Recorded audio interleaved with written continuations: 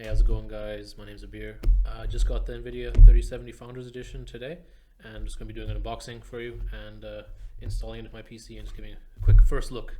So, without further ado, we'll kick off. So, box is pretty nice. We'll just get right to it though. So just cut through the tape here. Managed to pick it up on Friday. There was some restocks for the UK, so that was fortunate. All right, let's just try and slide it out here.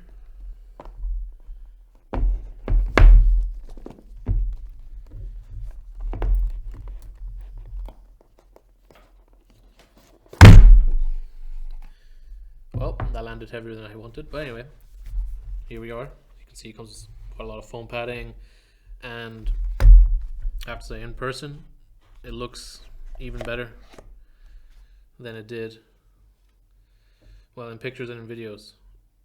You can see it's actually quite a fairly large graphics card, at least compared to the Nvidia 1060 that I have currently in my system.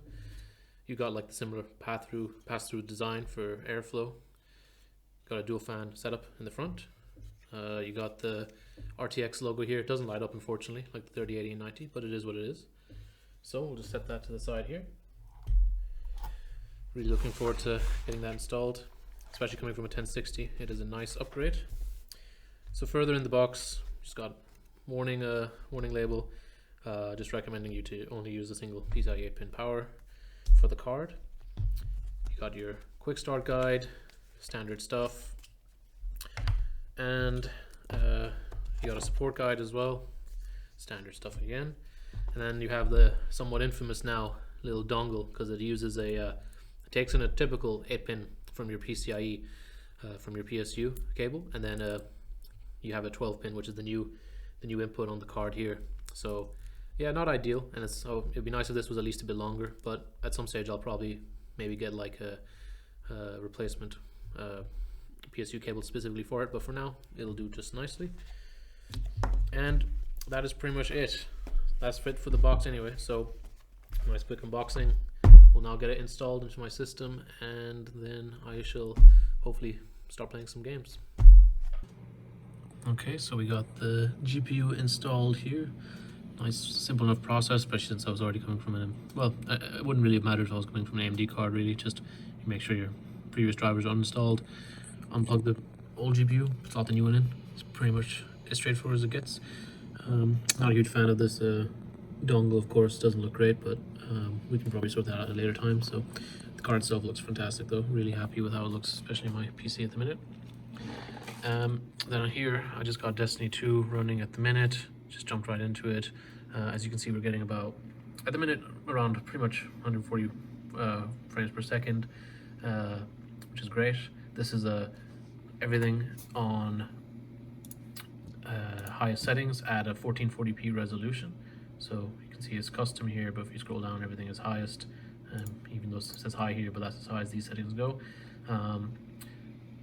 And VSync is off, and there's no frame cap enabled.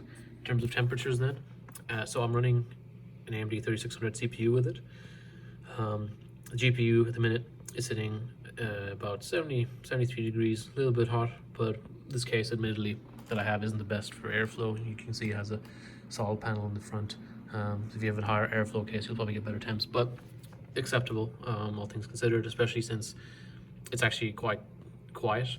I can't hear the GPU fans over like my case fans, so that's definitely a great sign.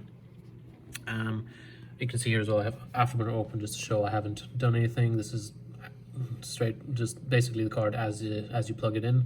Nothing's been tampered. No, I haven't messed with the fan speed or anything. Nothing is overclocked. Power limit's still set to 100. And yeah, on the outset, things look really good. I'm happy with how. I mean, this just looks like butter. On my 1060, I had to run everything pretty much low to medium settings, and I was still getting less frames than this. And this is quite a good looking game, so to have it on maxed out really is fantastic. So yeah, first impression is really positive, and I think I'll leave it there. So thanks for watching, guys, and if you're still hunting for a 3070 or one of either Nvidia's 30 series or the upcoming AMD cards, best of luck, and yeah, thanks for watching. Take care. Bye.